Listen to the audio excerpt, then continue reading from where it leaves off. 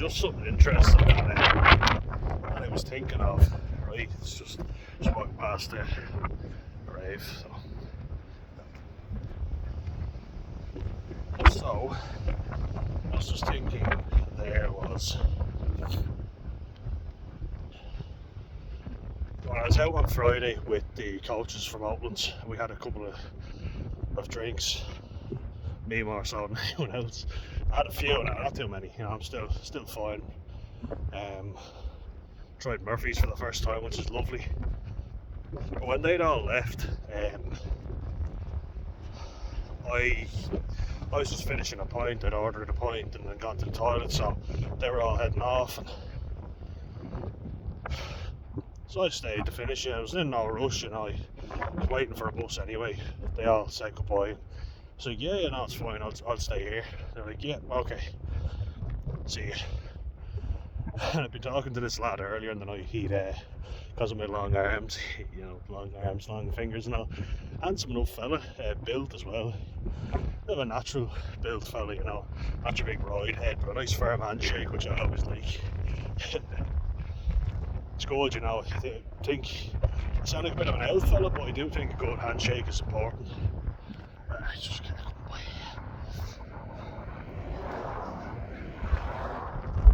See, the guy he didn't wave, but he nodded. It's like, yeah, that's all. Acknowledgement is all I ask for. But I met this fella, sorry, anyway, say I always get sidetracked. And hello friends, how are you? Guys, just to say hello to the animals. Oh, you're running off on me. Very good. So this lad just asked me for a few beer mats. I was getting the first pint of the evening. My first ever pint of Murphy's, which is lovely and creamy. Anyone from Cork, I know you guys love it. Jack, one of the coaches who's from Mead, Ratoat, he says in all the bars near him, Murphy's is on draft, on tap, and I was like, oh, lovely. Definitely get that in the future, it's nice. Went back to Guinness in the end though. Stick to what you know, am I right? This lad's name though, he asked me for a few beer mats, so could you reach out and grab us a few? We had a good joke about that. That's something with Irish people like that I love. It's one of our best qualities, is that you can talk to someone about any inane shite. There's a lot that I don't like, but there's a lot that I do like. And that's one of our qualities that I like. Starting a conversation with a stranger over nothing. You know, I feel like we're uncomfortable around Germans, Dutch and, you know, Scandinavians, because they're a bit more introverted and it kind of doesn't suit our personalities, but bear with me, break them down, they're good people. You know, they're genuine. You know, they don't talk about people as much behind your back, I find. They're more to the point, and if they've got an issue they'll say it. But we think that's rude, I actually prefer it, but look at me getting sidetracked again. Sorry guys, happens all the time. But I met this lad Luke, and he's a good looking fella, you know, and had a good chat, a good laugh. And then as the coaches had left through the night, I didn't realise that he had come back down and was sitting down. I just saw some lad sitting down, and yeah, just having a few drinks. Once again, I must apologise, but I have to show you the countryside. It's just, oh, I'll show you. Yeah. Oh, that is so good. Look at that. Zoom out a little. Yeah, oh, look at that.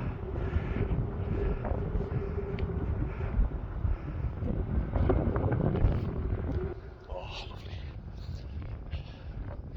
But I saw Luke, and then I presume they're both his parents, because he said he was from Clondalkin. Yeah, he had a nice accent, but I reckon he looked official, like he was a businessman or something. We joked about playing rugby and all, and we talked about rugby.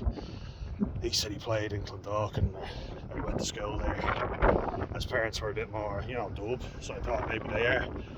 But he was, I found out he was about to get married. I saw this beautiful bride-to-be, like she was absolutely stunning. That's what I said.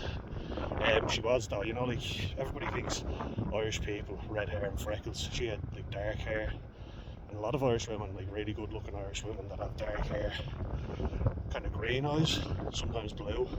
Hair is black and her eyes are blue, as the song goes. But she was fucking gorgeous. Collecting things as I go along, like some kind of hobo. But yeah, like she was really good looking. And you know, you just meet a good looking person that's very friendly and you just kind of feel happy, don't you? And she was very nice as well, very pleasant, and I told them I was coaching rugby. They were really happy about that and they were chatting away to me. And like, look, I feel like there's a lot of men out there who will just chat to a good looking woman with the intention of getting something. No, she was a really good looking woman and he was a good looking fella. They were a lovely couple, very pleasant people. The parents are very pleasant and I wish them well and I hope it works out for them. And I mean that. Pessimistic Pete over here though, and I just thought I hope it does work out, you know, like, so unfortunately in my own immediate family marriage hasn't gone down too well, sadly. And I think, like, I know it's going to sound kind of cringy, I'm probably going to sound like I'm a woman here, but fuck it, what's wrong with that? It's sexist, so I'm going to say it. I think marriage in its truest form is a beautiful thing. You know, it's a unity between two people who absolutely love each other. But people have ruined that.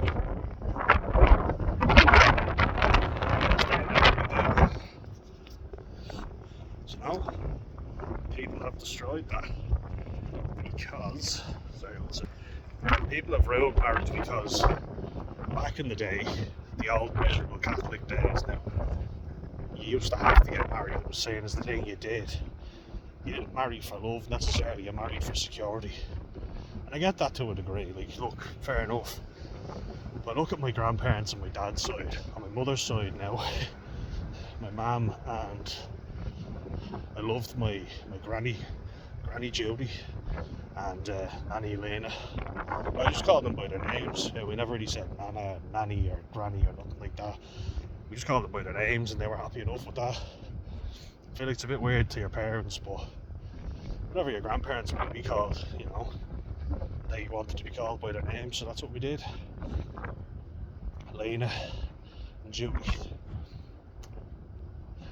But my maternal grandmother Judy, she was a very, you know, headstrong woman, very self-confident, I would say, and had a lot. Like, I mean, she had miscarriages and she lost a child, my auntie Kathy, God rest her soul. I just hope she's looking down on us from there. You know, hope that. But I do, and I think she is. I believe in half the things I said before. It does make me sad to think, you know, I never got to meet her. And there was hardship there, but she was very headstrong. My granddad though looked after her a lot because that's what husband was. I feel like a lot of times it's left to the women. Sorry. So, like, what's the typical image of when a family breaks up? The husband leaves, right, and then the mother has to raise the two kids. That can change sometimes, yeah, fair enough, but that's the stereotypical way, and that's certainly what happened with me. And I can't help but feel that way, you know. I look at my paternal grandmother Lena. She was basically just left to rot, put on a load of pills for, you know, because she lived on her nerves. Xanax, Valium, you name it, like benzodiazepines. So women were treated back in the day, sadly. She's hysterical, so give her fucking drugs. It's just great, isn't it? It's really sad to see, but that's how it was. And my granddad and her, like, there was no love there. He treated her like shit. He was a terrible husband, a terrible grandfather, you know, and he's 91 now. I just think what a terrible human being. You're supposed to love your wife, do you know what I mean? And you can't be sentimental, but seeing those two, Luke and Claire, I think her name was Claire. I talked to her for a little bit. She was lovely, you know, and there was no, I'm trying to cheat on your missus or anything. It's just I'm genuinely happy for the two of you. I think you're a lovely couple, and not only is she absolutely stunning, she seems like a really nice person. I even said it out loud. I was like, "You've hit the fucking jackpot here, mate." So, and he was like, you know, I do wish them well.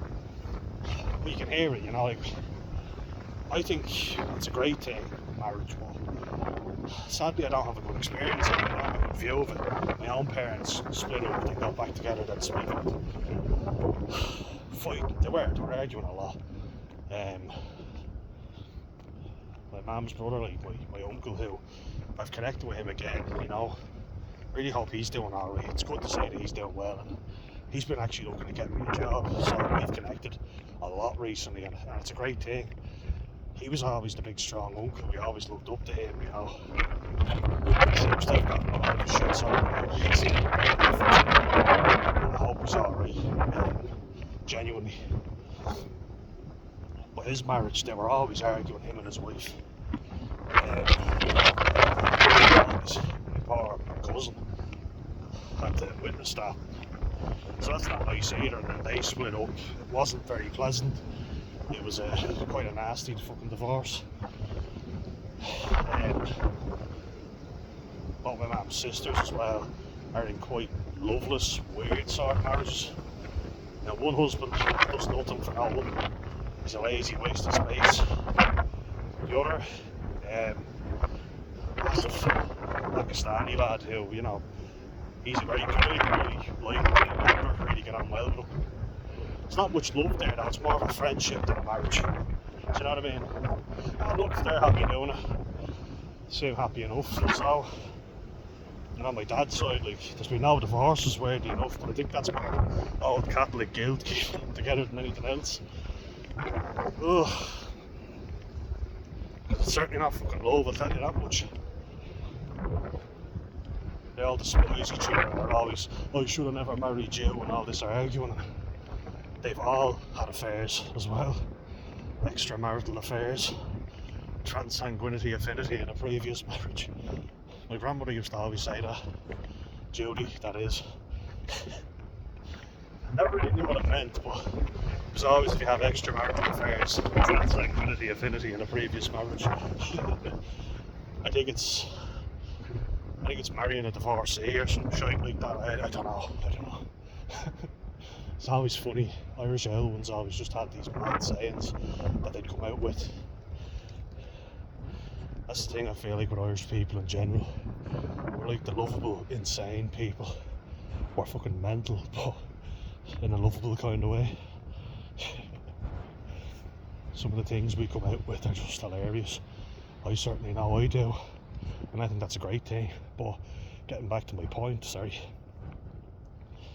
How many times do you see like the ceremony of marriage goes really well, like the actual wedding itself? Because everyone's happy, all your friends are there to celebrate you getting married. This car coming behind me. Yeah, everybody's getting married, everybody's happy, but then you're like, oh, what was I actually letting myself in for? As they go, the honeymoon period is over, and there's a reason to say that, you know. Guess what? You've made a commitment to each other for life, and it should be life if you genuinely love the person. But then what happens? You know, you get working all the time. You don't look after each other. You know, you fall out of love with each other. You have kids, and you have to provide for them. You're working all the time. You never see each other. Say, what a fucking miserable existence it becomes.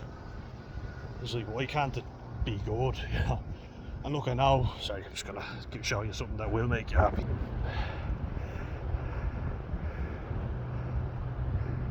Yeah, there we go. Like a miserable prick, trust me, believe me. It's a video I didn't know if I would make it or not, but I'm going to, because I just want to hear some of you guys let me know that you've been in a happy relationship. So all you hear is fucking divorce, and if two people love each other, what happens? You know, And maybe you love each other, but maybe you don't need to get married. Maybe everything's okay. You know, some people literally put themselves in debt because they want a massive wedding and bridezilla. My brother's gay, and he was we were watching a gay couple getting married on the telly. He was so funny when he said it. He was like, I'm going to be bridezilla. I was like, get me that. I want the best dress and I want the best cake. He wants Elton John to perform at the wedding as well. Oh, funny guy. Bridezilla, I love that.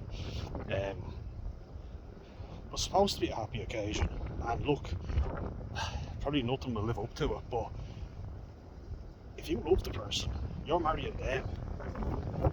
Do you know what I mean? Like, you're marrying them.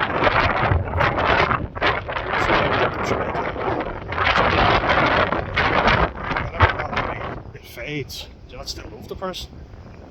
And if so, show it. Don't be afraid to do whatever fucking day, you know? I mean, I just think not everybody finds that kind of love for each other. So getting a bit in depth here, getting in touch with my feminine side a little. But I think it is a nice thing. It really is. Like, the sentiment behind it is amazing. But what happens? As I said before, I feel like people don't appreciate contentment. Is that even a word? The feeling of being content, happy, comfortable. Sure, not rip roaring or excitement every minute of every day, but you're with someone you love and they love you. Isn't that a wonderful thing? Should I be a priest? Don't know. I think it is a great thing, but sadly we've ruined it. And you know, we've ruined a sacred thing. And look, a lot of people never got married for love. It was just because I love you, you fucking Barney, you love me. Barney becomes a celebrant. Jesus, Barney's reign of terror. But when all you hear is, you know, the divorce rate, and I think all these Americanized things come in. Of course, the US is the highest divorce rate, I think, in the world. And you see it on the TV all the time. I said telly, now I'm saying TV for our American friends, because you'll all know what I mean. But it's always a case of, you know, the fella has to move out of the house and sleep on a fucking futon, blow up mattress or whatever. The wife gets half of everything. She takes him for a ride. They've really popularised the whole comedy side of getting a divorce. It's not funny, really. You know, it's 2.5 Men, and I love 2.5 Men. Shit. I always liked watching 2.5 Men, but I always felt that's because I'm a miserable prick, and I'm trying not to be. I'm trying to be more optimistic. And I was someone as a kid who thought, that's the thing, as a kid, thought I'd love to get married and have a family and all that, but now I'm not so sure, because, well, one, any of the dates I've been on, I've just found everyone so fucking needy all the time. Do you know? I was like, how can you be that fucking needy? If this is just the start of it, I can't bear to see the end. Why can't we just be comfortable in each other's company? And why does everything have to be so fucking dramatic all the time? But look, I wish Claire and Luke all the best luck in the world. Really do, and I hope it works out well for them, because they were a lovely couple, and no, I do. I genuinely hope the best for them. You know, I want it to work out. Because as you say, I think marriage is a beautiful thing. But a lot of us do it because we want a big party and we want our friends with us, and we don't really think it through, do we? We just want the big fairy tale wedding and all that, but none of the responsibility that being married entails. But anyway guys, let me know your thoughts on that, and if there's any happy couples in the comments, I'd love to hear your thoughts. Alright guys, see you in the next one.